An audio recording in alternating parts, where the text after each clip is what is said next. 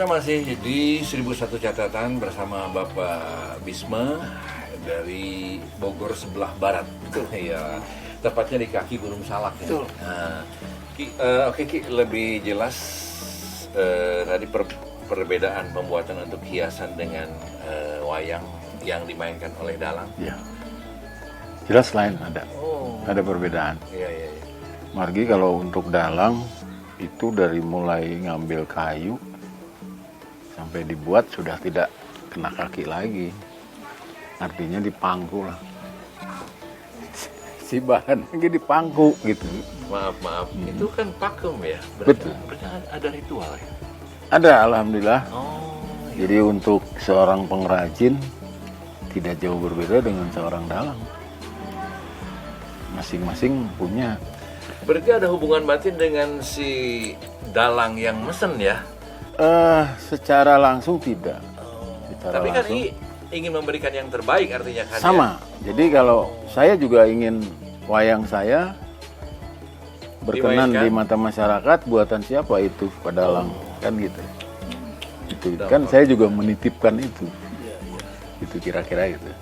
Karena begini, seorang dalang kadang-kadang walaupun ini tahu Cepot ini tokoh pengocok perut. Itu jangankan sudah diangkat sama dalang, belum diangkat pun orang sudah menarik tertawa orang. Ini bagaimana caranya dari pengrajin itu, dimulai dari sana.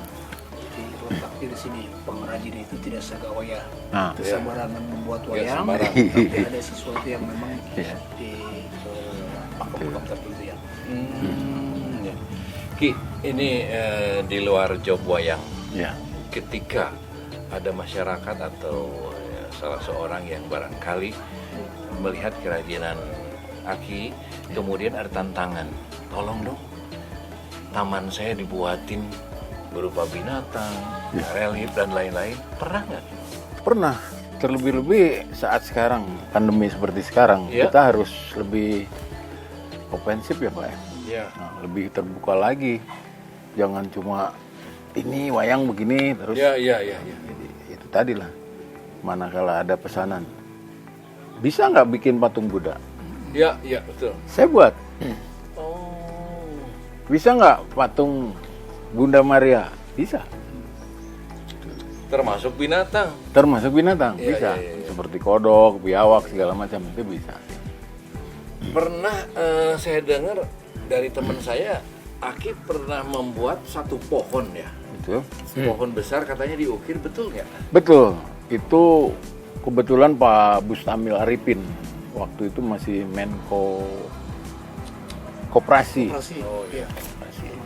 Nah, beliau punya pendopo Iya. atau villa di Tugu. Mungkin itu barangnya mungkin masih ada. Saya yakin beliau masih ada barangnya. Ki, tantangannya apa Ki?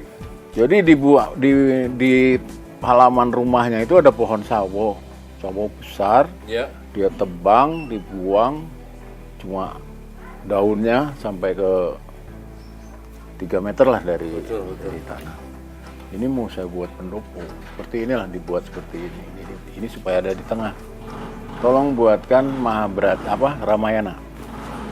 Jadi buatkan tolong pasukan Kiskenda. Jadi dibuatkanlah patung-patung monyet yang sedang katakan masih Berkeliaran Rama Tambak. Pada lakon Rama Tambak itu kan seluruh pasukan Kiskenda untuk Berarti nggak 1-2 dong? ratusan, mungkin 130 yang saya buat itu yang 130. 130 kepala sama badan yang cuma kelihatan badannya. Dan bahan bakunya bukan pohon itu. lame, Bukan. albasia. Bukan. Pohon yang besar Sawo. Pohon sawo itu Sawo kan terkenal kerasnya ya. betul, itu ditata. berapa sekali. lama Ki, itu dibuat? Itu 3 bulan lebih. 3 bulan. Lebih. Sendirian atau bersama dengan teman? Dengan kakak Berdua. saya berdua. Jadi pengerjaan itu mulai dari pembuatan patung sampai dengan risplang, Iya. dia minta direlief, Pak. Jadi seluruh risplangnya itu dari pasukan Kiskenda, Wanara. Jadi pasukan Wanara lah. karena dia mencintai itu Ramayana. Bisa Ramayana. Ini Dulu masih Pak siapa? Pak Busnamil Arifin itu masih. Ya. Iya, betul. Ada mau nanya apa nih? Saya tertarik dengan tadi ya karya-karya Ki Bisma ini dari mulai pembuatan wayang golek sampai ke pembuatan karya yang lain yang multi talenta ini yang cukup mungkin bisa menjadi kebanggaan warga Bogor, Pak Boy. Iya. Ya, barangkali ada harapan apa nih Ki Bisma ketika bergelut juga yang pembuatan wayang golek ini ke depan seperti apa dan bagaimana prospek ini ke depan di masa-masa yang amat sulit dan memang tantangan yang cukup besar ke depan. Jadi artinya dari pemerintah ya, ingin ada harapan dari pemerintah. Itu satu saja akses. Akses bagaimana saya bisa memasarkan atau akses market. Betul, akses market. Jadi aksesnya itu lah. Sementara kalau permodalan itu relatif Pak ya. Kalau pengrajin itu ada di tangan mereka modal itu. Namun tidak tertutup kemungkinan memang kalau memang ada suntikan untuk permodalan seperti itu. Tetap itu mesti ada. Tetap mesti ada. Harapan saya seperti itu. Satu market atau betul atau paling tidak akses lah. Misalnya ada program pemerintah yang berkaitan dengan UMKM segala macam. Betul. Kenapa sih pihak desanya tidak memberikan akses itu? Itu kira-kira seperti itulah. Betul. Jadi alangkah indahnya ketika yang menjual itu badan khusus. Nah, itu ada. Resmi dari pemerintah setempat ya, nggak mandiri seperti ini ya Ki ya. Kan termasuk kreatif ini Pak. Oke. Terus harapan Aki untuk sesama pengrajin atau ya yang biasa pesan ini di seputaran wilayah setempat seperti apa? Jadi untuk para pengrajin khusus para Di pengrajin. Bogor banyak ya? Banyak. Iya. Di desa di Kecamatan Taman Sari saja ada lebih dari 3 orang itu tergabung sebetulnya dalam satu paguyuban. Ingin disampaikan untuk teman-teman. Jadi untuk teman-teman tetap berkarya walaupun dalam kondisi seperti sekarang. Semangat. Karena biar bagaimanapun suatu saat pasti kita akan kembali. Ya, mudah-mudahan harapan saya ke depan itu karena wayang ini menjanjikan. Pada saat dulu sebelum pandemi saya bisa menyekolahkan putra dan putri itu dari wayang, Pak. Sedikit jawaban singkat. Kenapa Aki sekarang nggak memproduksi 100, 200 atau 300 gitu? Yang penting sekarang itu ngeclak tapi ayak gitu. Oh, gitu. Bukan ngocor lagi, ngeclak juga. Gitu. Yang penting ngeclak aja. Jangan sampai ngeclak aja tidak gitu.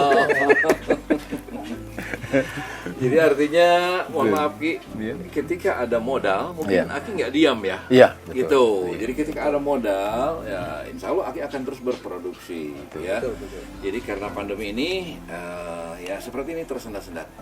Nah pemirsa, hingga di sini pertemuan kita dengan Ki Bisma, sosok seorang ahli atau pembuat wayang golek ya. Dan talentanya bukan main, setelah tadi kita dengar ceritanya, bukan hanya di wayang golek saja, tapi seni yang lain. Aki sukses, terima kasih. Insya Allah karya itu tidak akan basi. Amin. Terus berkarya Ki. Siap. Ya. Amit.